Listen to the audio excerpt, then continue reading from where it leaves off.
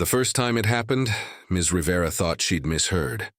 It was a Tuesday morning in early spring, the kind where sunlight spills across classroom desks, and you can almost feel summer waiting just beyond the windows. Her first graders were cutting construction paper, little tongues poking from lips in concentration. Then from the corner of the room came a small, trembling voice. "Ms. Rivera." "It hurts when I sit," she turned. It was Amara, tiny, brown-skinned, with hair in a dozen bright beads that clicked softly when she moved. Amara was usually quiet but cheerful, the kind of child who colored rainbows on everything, even spelling tests. Now she stood frozen beside her chair, eyes wide, voice barely above a whisper. Ms. Rivera knelt down. "Sweetheart, are you hurt? Did you fall?" Amara shook her head, beads rattling. "Nope, it just hurts. A lot." Something inside Ms. Rivera went still. Teachers develop a kind of radar, a sense that hums beneath lesson plans and spelling lists. It's the feeling that something isn't right. Right then, her radar buzzed like a storm warning. "Okay, honey," she said gently. "Why don't you come sit with me for a bit? We'll figure it out." Amara nodded, clutching her crayon box like a shield. All morning, Ms. Rivera couldn't shake the sound of those words. "It hurts when I sit." She'd been teaching for 8 years, long enough to know. When a bruise was from the playground and when a wound came from somewhere deeper. But she also knew the rules. Don't jump to conclusions. Listen first. Observe, document. Report only what you know. Still, every time Amara winced or shifted uncomfortably in her chair, that small voice echoed in her mind. During recess, while the children played, Ms. Rivera watched Amara through the window. She stood apart from the others, tracing shapes in the dirt with her shoe. The other kids laughed and chased each other, but Amara's shoulders were hunched, her eyes distant. Ms. Rivera's heart twisted. After school, she called the nurse's office. "Could you take a look at one of my students tomorrow?"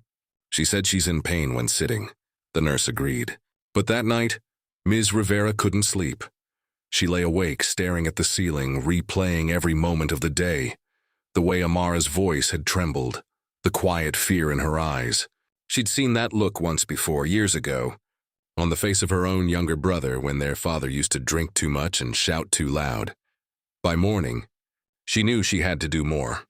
The nurse's report came back uncertain.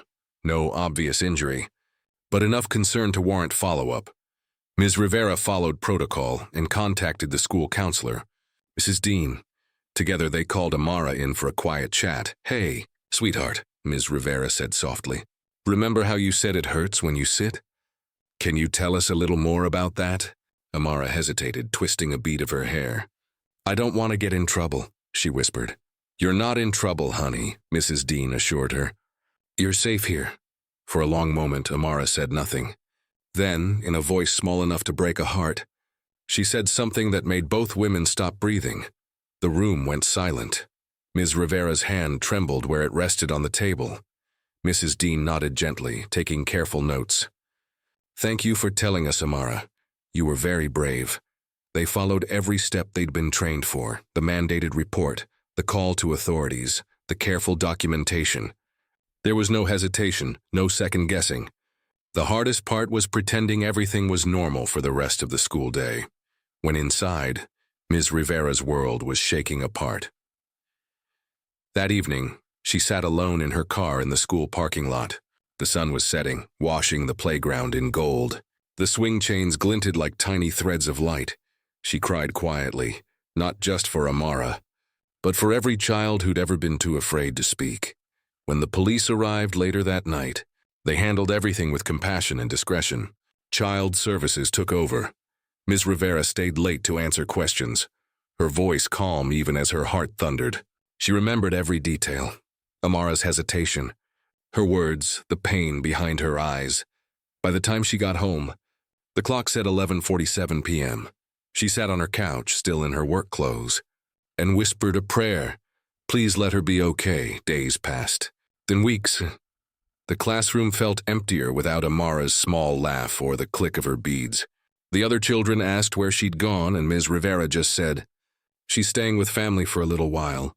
But every night, she found herself scrolling the news or checking her email, hoping for some update.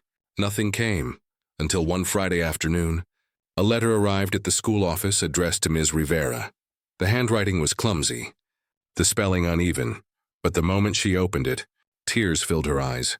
"Dear Ms. Rivera, thank you for listening to me. I am living with my aunt now.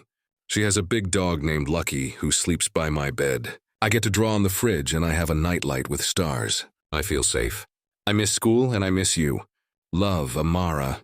Ms. Rivera pressed the paper to her chest and let herself sob, tears of relief, gratitude, and quiet victory. Sometimes doing the right thing didn't look heroic. It looked like paperwork, phone calls, and sleepless nights. It looked like one tired teacher who refused to ignore a whisper. Months went by. The class changed. New students arrived, and life slowly returned to its rhythm. But Ms. Rivera carried Amara's story in her heart like a fragile flame. She started noticing things differently. A child flinching when someone raised their voice. A quiet student always skipping lunch. The way certain smiles never reached the eyes. She became more than just a teacher. She became a watcher, a listener, a guardian. One afternoon in May, she was helping her students plant flowers by the playground fence. The sun was bright, bees hummed lazily, and laughter rippled through the air. That's when she heard it, the familiar click of beads. She turned. There, standing by the gate in a yellow dress, was Amara. Her aunt stood beside her, smiling warmly. "We wanted to stop by," she said. "Amara's been asking about her favorite teacher." Ms. Rivera knelt down, eyes stinging with tears. "Oh, sweetheart, look at you." Amara grinned, holding up a small potted flower. "It's for you," she said proudly. "It's called a sunflower. Auntie says they always look for the light." Ms. Rivera hugged her, gently, carefully, and for a long moment neither spoke. Around them, the world went on, the shouts of children, the buzz of bees, the whisper of the wind through new leaves. But for Ms. Rivera, time stopped, because in that hug was everything she'd ever hoped to give as a teacher. Safety, trust, and love. That summer, Ms. Rivera started a small volunteer program called the Listening Chair. Once a week after school, she set out 2 chairs by the window and left the door open. Any student could come in. No lesson, no punishment, no expectations. Just a place to talk. At first, it was mostly kids sharing small things. A lost toy, a fight with a friend, a broken pencil. But slowly, word spread. Older students began stopping by too, shyly, awkwardly, testing the space. She realized something profound. Children rarely stay silent because they have nothing to say. They stay silent because no one has earned their trust. And earning it, she thought, was the most sacred part of her job. Years passed. Ms. Rivera became the teacher everyone knew by reputation. Firm but kind. The one who somehow always noticed when something was wrong before anyone else did. Parents trusted her. Children adored her. But she never stopped thinking about Amara. Every year, she'd glance at the sunflower by her window, tall, golden, and facing the sun, and wonder how that little girl was doing. Then one crisp autumn morning, just as leaves began to turn, a young woman stepped into her classroom holding a folder and a nervous smile. "Ms. Rivera?" she asked. Ms. Rivera turned and froze. It was Amara, older now, her hair still adorned with beads, her eyes full of the same quiet light. "I can't believe you remember me," Amara said, laughing softly. "Remember you?" Ms. Rivera said, voice trembling. "Sweetheart, how could I ever forget?" They hugged, this time as equals. No longer teacher and student, but 2 people forever linked by an act of courage. "I'm in college now," Amara said proudly, studying social work. "I want to help kids the way you helped me." Ms. Rivera felt tears rise again, but this time they were pure joy. "Oh, Amara," she whispered, "you already are." That night after Amara left, Ms. Rivera sat at her desk long after the halls had gone quiet. The evening sun poured through the windows, lighting up the old sunflower by the sill, dried now, but still standing tall. She thought about all the moments that could have gone differently, the times she might have looked away, assumed, stayed silent. How easy it would have been to doubt herself, to wait for proof. Instead, she'd listened, just listened, and that had made all the difference. She picked up her pen and wrote in her journal, a line she'd later share with every new teacher she mentored. "Sometimes, the smallest voice in your classroom is the loudest cry for help you'll ever hear. Listen to it, It might save a life. 5 years later, the listening chair program expanded district-wide. Counselors, teachers, and volunteers trained to create safe spaces in every elementary school. The local paper ran a story titled, "One Teacher's Compassion Inspires Citywide Change." When asked for a comment, Ms. Rivera just smiled and said, "It wasn't me. It was a little girl who taught me what courage sounds like." Because in the end, the story wasn't about tragedy. It was about healing, about the power of one voice heard, and one heart brave enough to listen.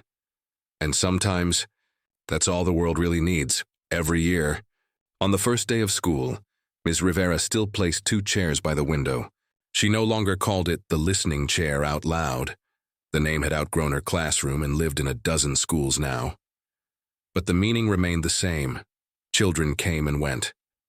Some just wanted to share stories about their weekend. Others came because the world felt heavy. And Ms. Rivera listened, always listened. One day, as she was tidying up after dismissal, a new teacher poked her head in. "Ms. Rivera, I just wanted to thank you," she said shyly. "I heard about your program. A little boy in my class opened up today because he saw your chairs by the window. He said, 'That means this is a safe classroom.' I don't think I've ever been prouder to teach." Ms. Rivera smiled, warmth spreading through her like sunlight.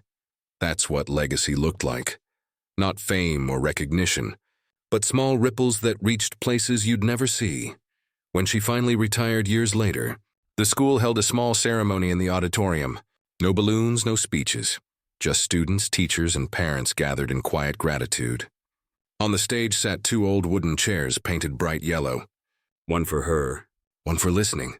As she looked out over the crowd, Ms. Rivera thought of all the lives those chairs had touched. Not because of the wood or paint, but because they represented something timeless, the power of being seen, heard and believed. Her eyes drifted to the back of the room. There was Amara again, grown now, confident, radiant. She was holding a clipboard and wearing a badge that said, "Child Advocate, Georgia Department of Family Services." Their eyes met, and they both smiled. When the principal invited Miss Rivera to say a few words, she stepped to the microphone. Her voice calm and steady. "I used to think teaching was about lessons," she said. "Reading, math, science. But the most important lesson I ever learned came from a child who trusted me enough to speak 3 words. It hurts when I sit. Those words changed my life, because they taught me that our job isn't just to teach, it's to listen. And sometimes listening is the greatest act of love there is." The room fell silent. Then, as applause filled the air, Amara rose and walked toward the stage, holding a sunflower. She placed it beside the yellow chairs. "For the teacher who taught me how to grow toward the light," she said softly. There were tears everywhere, from teachers, students, parents. But they weren't tears of sorrow. They were tears of gratitude, of healing. That evening, Ms. Rivera sat on her porch, the last sunflower Amara had given her swaying gently in the breeze. The sky blazed orange and gold, and for the first time in a long while, she allowed herself to rest, not with sadness, but peace, because she knew that somewhere out there, in countless classrooms, there were new teachers listening, and new children finding the courage to speak. And that, she thought, was more than enough. The years passed quietly at first, but nothing about Ms. Rivera's life ever felt the same again after that day. The moments from that spring stayed etched in her memory as if they'd happened yesterday. The trembling of Amara's voice, the hush that fell over the classroom, the way sunlight had poured across the small, frightened face of a little girl finally brave enough to speak. Amara's case had changed things in the district. Training for teachers on spotting signs of abuse became mandatory. A new hotline was installed in every school office. But what stuck most wasn't policy, it was humanity. Teachers began noticing, listening, believing. For Ms. Rivera, the hardest part was the waiting. She'd followed Amara's recovery from a distance, never prying, just hoping. Some nights, when the moon was high and the house was quiet, she'd whisper a prayer. Let her grow in peace. Let her find joy again. And somewhere, Amara did. Chapter 2. The Girl Who Would Not Break. The foster home Amara was placed in belonged to an elderly couple, the Jenkinses. They were kind in a way that made kindness seem like air, quiet, constant, life-giving. They didn't press her with questions. They let her draw, sing, and cry when she needed. The first few months, Amara barely spoke, but she painted everything: skies, flowers, smiling suns. One day, Mrs. Jenkins noticed something remarkable. Amara had drawn 2 chairs by a window. One big, one small, both painted yellow. "What's that, sweetheart?" she asked. Amara smiled shyly. "It's the listening chairs. Ms. Rivera says if you can't say the hard things, you can paint them first." Mrs. Jenkins knelt beside her, touched the drawing gently, and whispered, "Then let's keep painting until you're ready to talk." Slowly, Amara began to talk again. About her favorite colors, about butterflies, about the songs Ms. Rivera used to sing softly when the classroom got too loud. And though she didn't yet talk about the pain, she no longer had to hold it all alone. Years went by, and pain became strength. Silence became purpose. Chapter 3. Full Circle.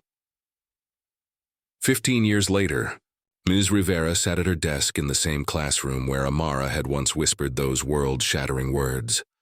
She had taught hundreds of children since then, each one unique, each one a small universe of dreams and fears, but Amara was the one she carried. With her like a compass, reminding her why listening mattered more than teaching. It was the last day before summer break when the principal entered her room holding a sealed envelope. "Got something for you," he said.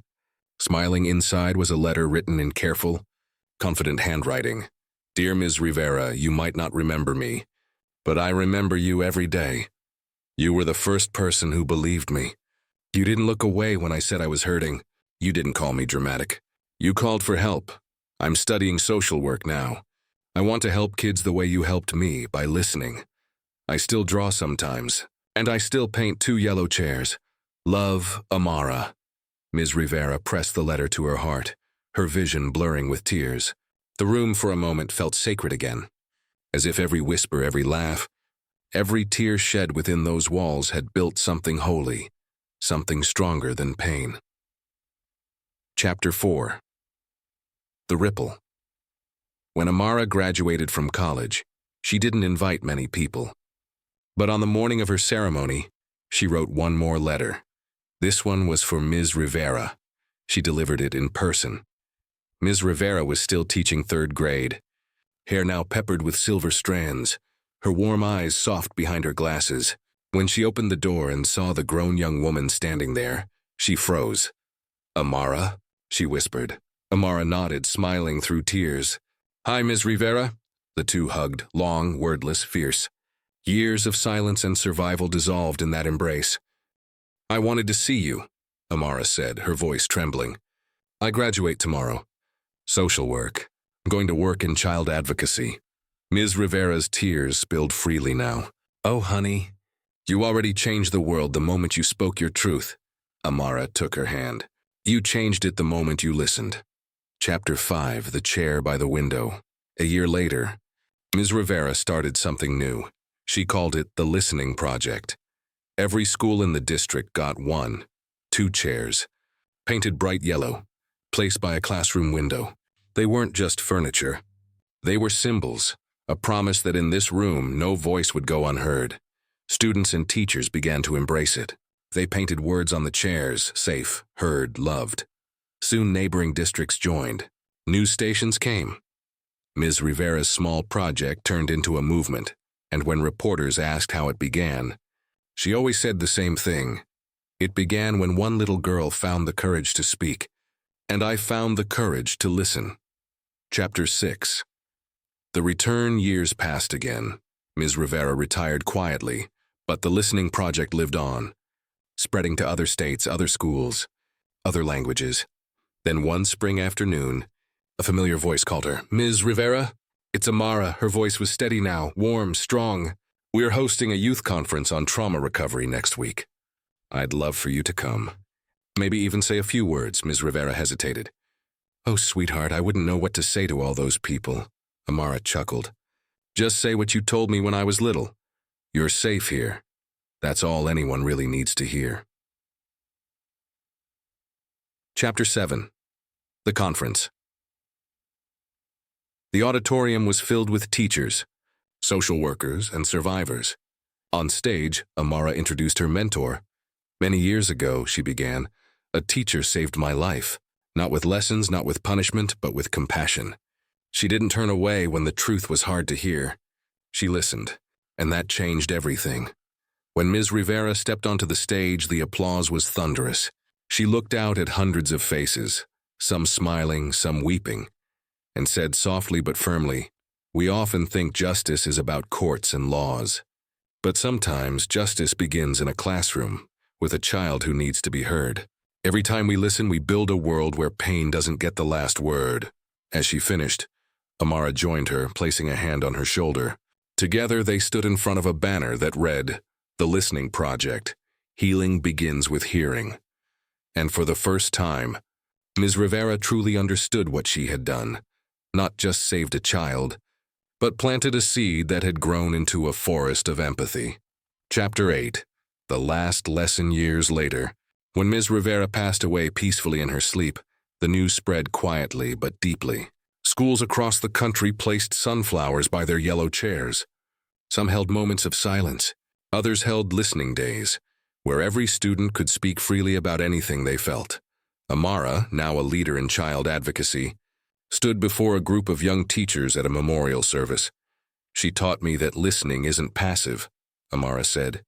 "It's an act of courage, of love, of justice. Every time a teacher chooses to listen, a child is saved from silence."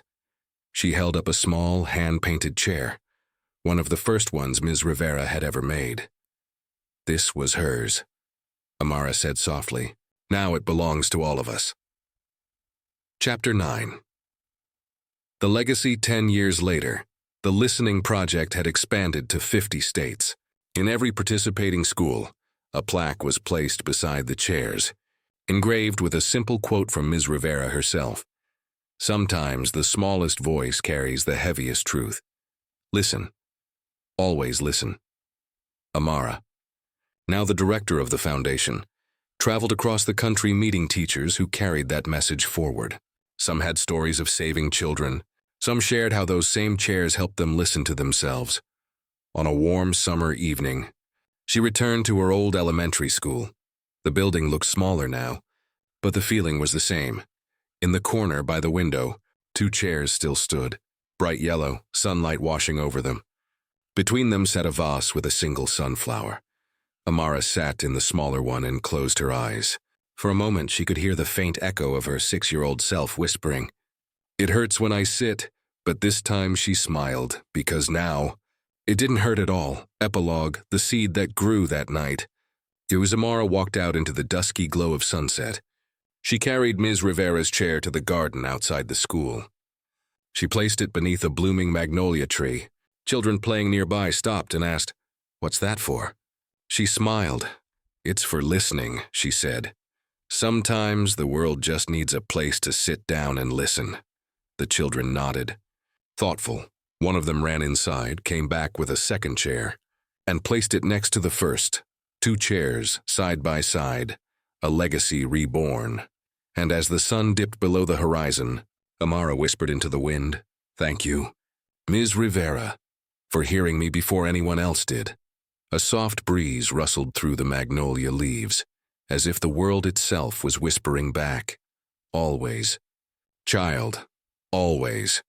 Final reflection. The bravest act isn't speaking, it's listening, because when you choose to hear someone's pain, you plant the first seed of healing.